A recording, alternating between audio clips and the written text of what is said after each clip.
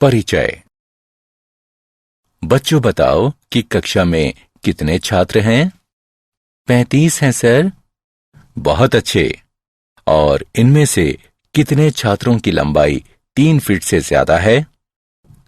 ऐसे 5 छात्र हैं सर। और इनमें से कितनी लड़कियां हैं? ओह, बहुत सी लड़कियां हैं सर। क्या तुम जानते हो कि मैं ये प्रश्न क्यों पूछ रहा हूं? नहीं सर। मैं आपकी कक्षा के आंकड़े ले रहा हूं। आंकड़े? वो क्या होते हैं सर? अच्छा चलो, आज हम अपने इस अध्याय में आंकड़ों के बारे में विस्तार से चर्चा करेंगे। उद्देश्य। इस पाठ के अंत में आप निम्न करने में सक्षम हो जाएंगे: आंकड़ों को परिभाषित करना, सांख्यिकी को परिभाषित करना, दंड आलेख, आयत चित्र और बारंबारता बहुभुज बनाना, माध्य, माध्यक और बहुलक को परिभाषित करना, माध्य, माध्यक और बहुलक की गणना करना।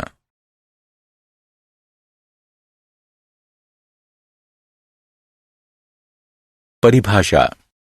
हम जानते हैं कि संख्यात्मक या अन्य तथ्य या चित्र, जिन्हें आंकड़े यानी डाटा कहते हैं, एक खास उद्देश्य से एकत्रित किए जाते हैं।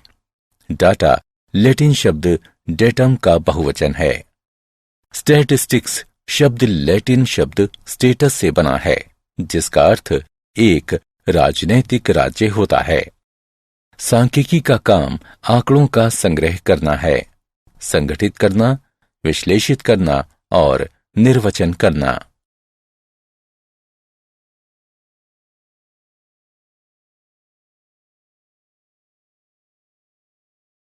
आंकड़ों का संग्रह है। आंकड़े दो प्रकार के होते हैं, एक प्राथमिक आंकड़े और दूसरे गौण आंकड़े। प्राथमिक आंकड़े। जब अन्वेषक ने अपने दिमाग में एक निश्चित उद्देश्य रखकर सूचनाओं को एकत्रित किया हो, तो इस प्रकार एकत्रित किए गए आंकड़ों को प्राथमिक आंकड़े कहा जाता है। गौण आंकड़े। जब किसी स्रोत से, जिसमें सूचनाएं पहले से ही एकत्रित हैं, आंकड़े प्राप्त किए गए हों, तो उन आंकड़ों को गौण आंकड़े कहा जाता है। इस प्रकार के आंकड़े का प्रयोग, जिसे किसी और ने इन्हें अन्य संदर्भ में एकत्रित किया है, यह सुनिश्चित करने के बाद ही कि ये स्रोत विश्वसनीय है, काफी सावधानी के साथ करना चाहिए।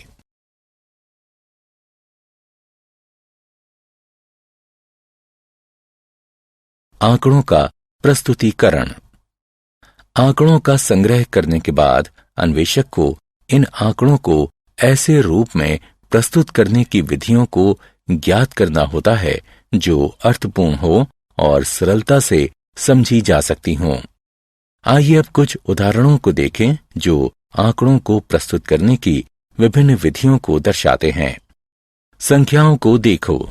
ये संख्याएं विज्ञान विषय में 10 छात्रों द्वारा प्राप्त किए गए अंक हैं। आंकड़ों के इस रूप को यथा प्राप्त आंकड़े कहते हैं। छात्रों द्वारा प्राप्त न्यूनतम अंक 25 है और छात्रों द्वारा प्राप्त अधिकतम अंक 95 है। यदि हम इन संख्याओं को आरोही या अवरोही क्रम में लिखते हैं, तो हमारे लिए अधिकतम अंक और न्यूनतम अंक ज्ञात करने में आसानी होगी। आंकड़ों को आरोही क्रम या अवरोही क्रम में लिखने पर काफी समय लग सकता है, विशेष रूप से तब जबकि प्रयोग में प्रेक्षणों की संख्या अधिक हो, जैसा कि अगले उदाहरण में आप देख सकते हैं। अतः यह आरोही क्रम है। अब हम स्पष्ट रूप से देख सकते हैं कि न्यूनतम अंक 25 है और अधिकतम अंक 95 है। आंकड़ों के अधिकतम और न्यूनतम मानों के बीच के अंतर को आंकड़ों का परिसर कहा जाता है। अतः इस उदाहरण में परिसर 95 घटा 25 बराबर 70 है।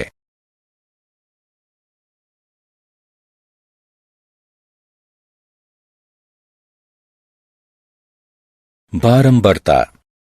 इन संख्याओं को देखिए, ये 20 छात्रों द्वारा विज्ञान विषय में प्राप्त अंक हैं। इसमें अधिकतम अंक 10 है। हम देख सकते हैं कि 2 छात्रों ने 10 अंक प्राप्त किए हैं, अतः 10 की बारंबारता 2 है। एक निश्चित अंक प्राप्त करने वाले विद्यार्थियों की संख्या को इस अंक की बारंबारता कहा जाता है। हम इस आंकड़े को ज्यादा आसानी से समझने के लिए एक सारणी में लिखते हैं। ये अंक हैं और ये बारंबारताएं हैं। इस सारणी को अवर्गीकृत बारंबारता बंटन सारणी या केवल बारंबारता बंटन सारणी कहा जाता है।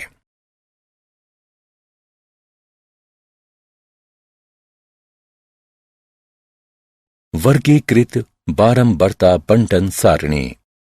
कई बार हमें आंकड़ों की बड़ी संख्या प्राप्त होती है, तो ऐसी बड़ी संख्या वाले आंकड़ों को प्रस्तुत करने के लिए हम इन्हें वर्गों में बांट देते हैं, जैसे 0 से 3, 4 से 7 से लेकर 16 से 19 तक, क्योंकि हमारे आंकड़े 1 से 18 तक हैं। इन वर्गों को वर्ग या वर्ग अंतराल कहते हैं और माप को वर्ग माप या वर्ग चौड़ाई कहा जाता है। यहाँ माप 4 है। इन सभी वर्गों में सबसे छोटी संख्या को निम्न वर्ग सीमा और सबसे बड़ी संख्या को ऊपरी वर्ग सीमा कहते हैं। जैसे 0 से 3 में 0 निम्न वर्ग सीमा है और 3 ऊपरी वर्ग सीमा है। इस प्रकार की सारणियों को वर्गीकृत बारंबारता बंटन सारणी कहते हैं।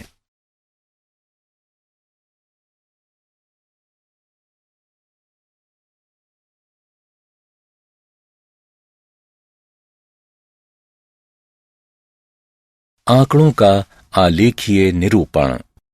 जब आंकड़ों को सीखने वालों के सामने चित्रात्मक या आलेखीय रूप में निरूपित किया जाता है, तो यह निरूपण को ज्यादा दर्शनीय और समझने योग्य बनाता है। आंकड़ों को आलेखीय रूप में निरूपित करने के कई प्रकार हैं। दंड आलेख, एक समान चौड़ाई और परिवर्ती चौड़ाइयों वाले आयत चित्र और बारंबारता बहुभुज। आइए इनके बारे में एक एक करके जानें। दंड आलेख। हम जानते हैं कि दंड आलेख आंकड़ों का एक चित्रीय निरूपण होता है, जिसमें प्रायः एक अक्ष, मान लीजिए एक्स अक्ष पर एक चर को प्रकट करने वाले एक समान चौड़ाई के दंड खींचे जाते हैं, जिनके बीच में बराबर बराबर दूरियां छोड़ी जाती हैं। चर के मान दूसरे अक्ष, मान लीजिए वाई अक्ष पर दिखाए जाते हैं और दंडों की ऊंचाइयां चर के मानों पर निर्भर करती हैं। आइए अब हम निम्नलिखित उदाहरण लेकर इनका पुनर्विलोकन करें कि एक दंड आलेख किस प्रकार बनाया जाता है। यह नीना द्वारा पिछले हफ्ते खाई गई चॉकलेटों की संख्या बताता है। क्या आप बता सकते हैं कि किस दिन उसने सबसे अधिक चॉकलेट खाई थी? हम देख सकते हैं कि बृहस्पतिवार को उसने सबसे अधिक चॉकलेट खाई।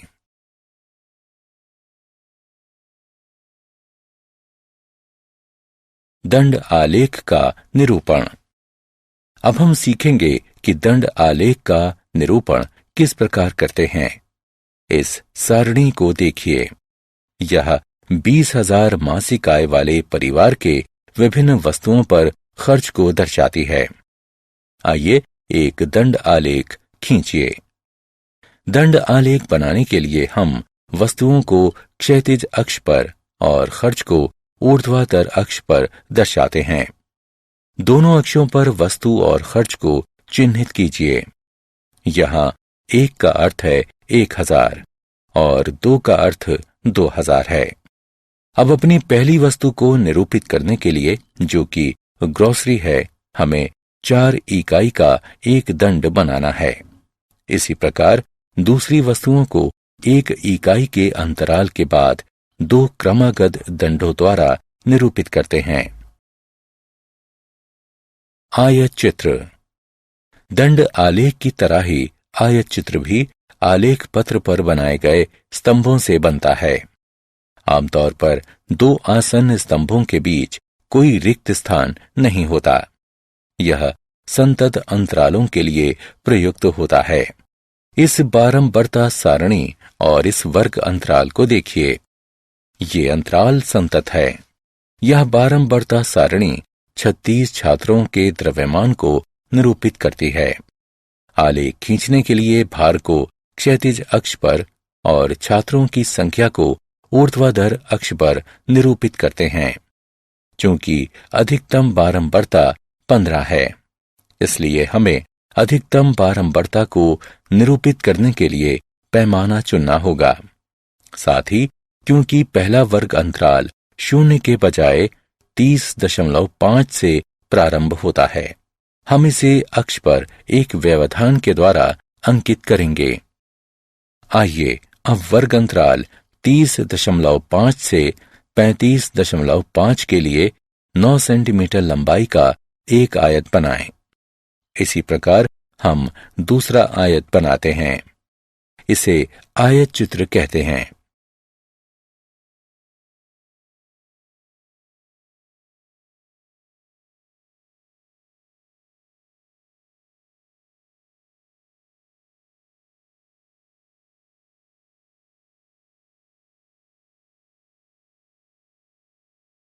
बारंबारता बहुभुज।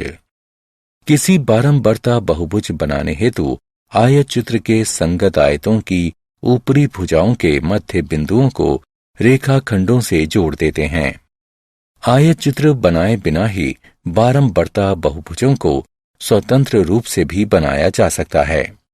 इसके लिए हमें आंकड़ों में प्रयुक्त वर्ग अंतरालों के मध्य बिंदुओं की आवश्यकता होती है। वर्ग अंतरालों के इन मध्य बिंदुओं को वर्ग चिन्ह कहा जाता है। वर्ग अंतराल के वर्ग चिन्ह प्राप्त करने के लिए हमें सभी ऊपरी सीमाओं और निम्न सीमाओं का योग करके उसे 2 से विभाजित कर देते हैं। बारंबारता बहुभुज समान प्रकृति के दो अलग अलग आंकड़ों की तुलना करने में बहुत उपयोगी होता है। जैसे एक ही विद्यालय के 2 फुटबॉल टीमों के प्रदर्शन की तुलना।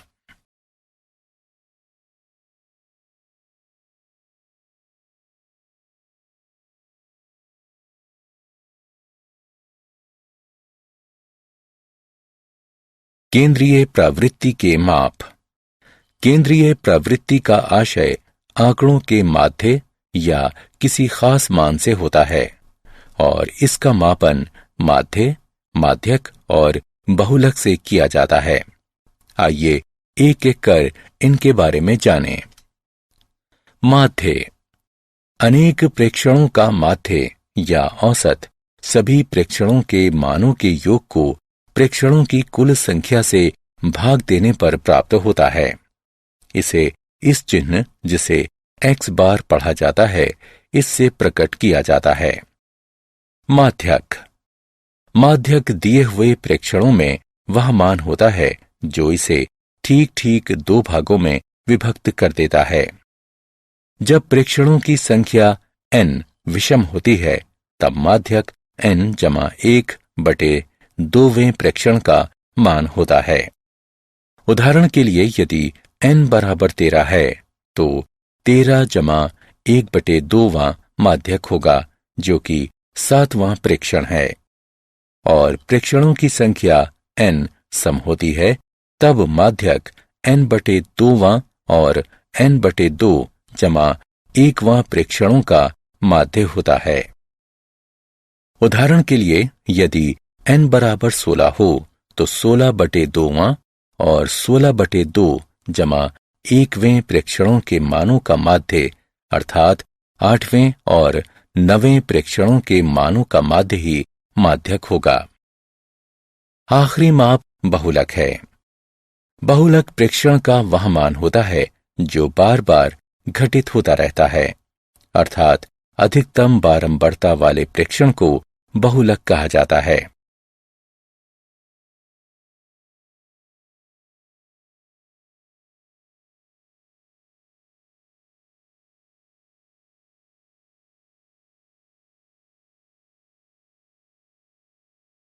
उदाहरण।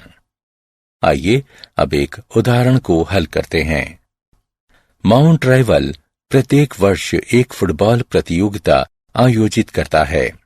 इस वर्ष 10वें खेल में घरेलू टीम की ओर से सबसे अधिक गोल करने वाले ने 7, 5, 0, 7, 8, 5, 5, 4, 4 और 5 गोल किए। माध्य स्कोर क्या है? आइए हम एक चर xi का प्रयोग करें जो कि i वे प्रेक्षण को प्रकट करता है। इस स्थिति में i का मान 1 से 10 के बीच हो सकता है। अतः हमारा पहला प्रेक्षण x1 है और दूसरा प्रेक्षण x2 है और x10 तक सभी मान इसी प्रकार होंगे। यहाँ x1 बराबर 7 पहले प्रेक्षण का मान है। इसी प्रकार x2 बराबर 5, x3 बराबर 0, x4 बराबर 7, x5 बराबर 8, x6 बराबर 5, x7 बराबर 5, x8 बराबर 4, x9 बराबर 4 और x10 बराबर 5।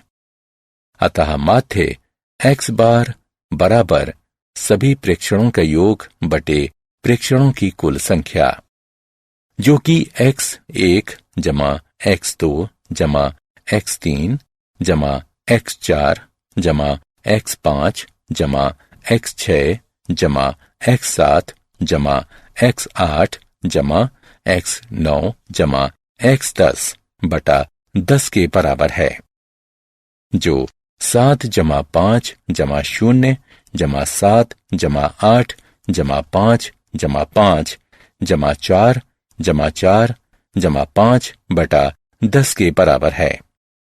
यह 50 बटा 10 के बराबर है, जो कि 5 के बराबर है। अतः माध्य स्कोर 5 है। यदि प्रेक्षणों की संख्या ज्यादा जैसे x 30 होती तो माध्य की तुलना करने में काफी समय लगता। ऐसे प्रश्नों को हल करने के लिए हम संकलन के लिए ग्रीक चिन्ह सिग्मा का प्रयोग करते हैं। अतः x1 जमा x2 जमा x3 जमा इत्यादि जमा x 30 तक लिखने के बजाय हम इसे xi का योग लिखते हैं, जहां i का मान 1 से 30 तक विचरण करता है।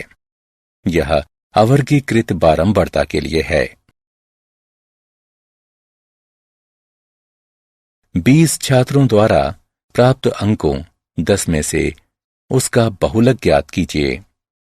हम जानते हैं कि बहुलक उस प्रेक्षण का मान है जिसकी बारंबारता अधिकतम होती है।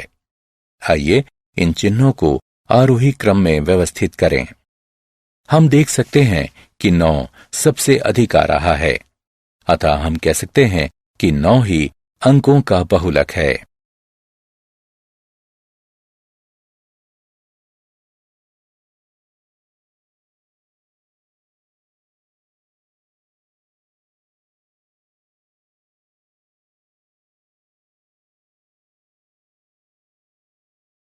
क्या आप जानते हैं, स्टेटिस्टिक्स शब्द लैटिन के स्टेटस या इटालियन शब्द स्टेटिस्टा से आया है।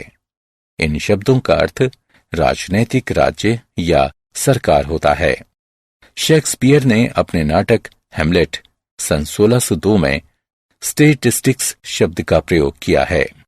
पुराने समय में सांख्यिकी का प्रयोग शासकों द्वारा किया जाता था, लेकिन सांख्यिकी का प्रयोग शासकों और राजाओं तक ही सीमित था, जो इसका प्रयोग अपने सैन्य क्षमता, संपत्ति, करों और दूसरे सरकारी मदों के आकलन के लिए अपने राज्य की भूमि, कृषि, वाणिज्य, जनसंख्या की गणना के लिए किया करते थे।